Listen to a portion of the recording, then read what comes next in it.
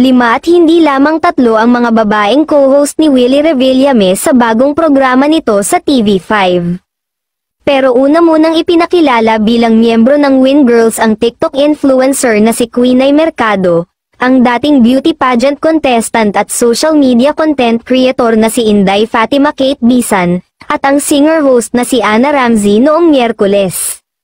Dalawa pa ang nakatakdang ipakilala ng TV5 bilang co-hosts ni Willie na tiyak na pag-uusapan at imposibleng hindi lumikha ng ingay.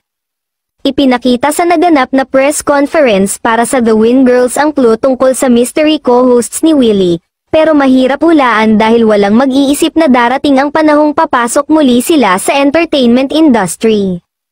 Kinumpirma ni na Ana, Inday Fatima, at Queenie na 5 ang miyembro ng Win Girls pero tikom ang mga bibig nila tungkol sa pagkatao ng dalawang personalidad na bubuo sa kanilang grupo.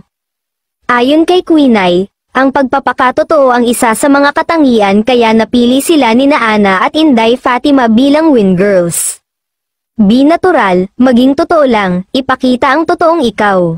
Hindi naman makapaniwala si Ana na darating ang araw na mabibigyan siya ng pagkakataong maging co-host ni Willie dahil dati lang siyang contestant sa programa ng sikat na TV host.